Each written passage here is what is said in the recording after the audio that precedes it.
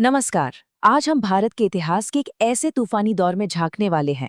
एक ऐसा दौर जब आजादी की पुकार का जवाब आग और कुर्बानी से दिया जा रहा था।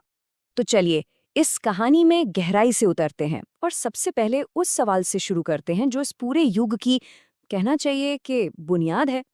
आखिर वो कौन सी वजह थी, कौन सी मजबूरी थी कि नौजवानों को हथियार उठाने पड़ गए? देखिए, इसका जवाब छिपा है उस दौर के एक गहरे राजनैतिक खालीपन में, जब अर्जियों और सभाओं से आज़ादी नहीं मिल रही थी और जो तिलक जैसे गरम दल के बड़े नेता थे वो सब जेल की सलाखों के पीछे थे। तो एक तरह का वैक्यूम बन गया था और देश के युवाओं को लगा कि अब इंकलाब का रास्ता सिर्फ और सिर्फ बंदूक की नली से होकर ही गुजरता है। और इस इंकलाबी आग की जो पहली चिंगारी थी वो महाराष्ट्र में भड़की। साल था 1897 और ये वो घटना थी जिसे भारतीय स्वतंत्रता संग्राम की पहली राजनीतिक हत्या के तौर पर इतिहास में दर्ज किया जाना था। लेकिन ये कोई यूं ही उठाया गया कदम नहीं था। नहीं, ये उस क्रूर ब्रिटिश अफसर के जुल्म का सीधा जवाब था। पता है, प्लेग की जांच के नाम पर उसकी निगरानी में भारतीय महिलाओं के सम्मान को रौंदा जा रहा था और चापेकर बंधुओं ने उसी अपमान का, उसी जुल्म का बदला लिया था।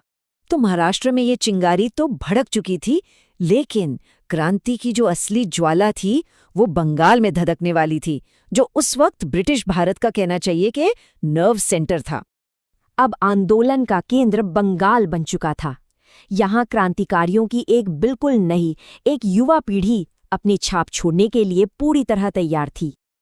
और यहीं से हम इस दौर की सबसे मार्मिक, सबसे दर्द भरी कहानियों में से एक तक पहुंचते हैं। एक ऐसी कहानी जो आज भी, सच कहूं तो, रोंगटे खड़े कर देती है।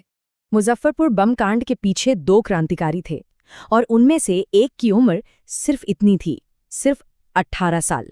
जब उनका ऑपरेशन गलत हो गया और वो चारों तरफ से घिर गए, तो उन दो नौजवानों के सामने एक बहुत मुश्किल फैसला था।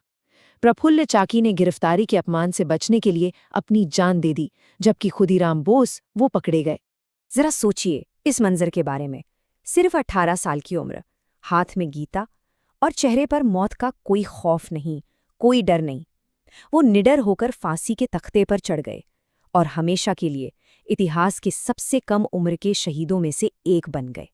और ये आज़ादी की लड़ाई सिर्फ भारत की सरहदों के अंदर ही नहीं लड़ी जा रही थी, बिल्कुल नहीं। हजारों मील दूर एक नया आंदोलन शक्ल ले रहा था, और ये आंदोलन सिर्फ एक ताकतवर शब्द के इर्द गिर्द बना था, गदर।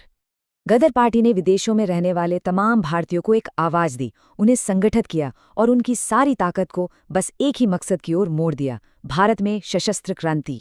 लेकिन फिर एक जापानी जहाज से जुड़ी घटना हुई, एक ऐसी घटना जिसने तनाव को और भी ज्यादा बढ़ा दिया और गदर आंदोलन की आग को और भड़का दिया। कामागाटा मारू की ये दुखद यात्रा औपनिवेशिक अन्याय का एक बहुत बड़ा प्रतीक बन गई।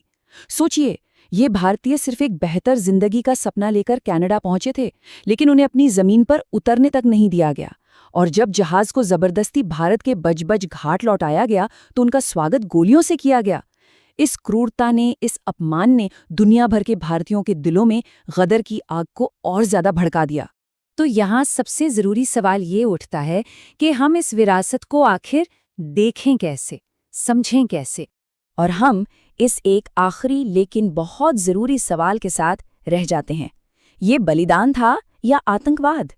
इतिहास उन लोगों को कैसे याद रखता है जिन्होंने आज़ादी के लिए बम और गोलियों का रास्ता चुना? उनकी कुर्बानियों को हम और आप किस नज़र से देखते हैं?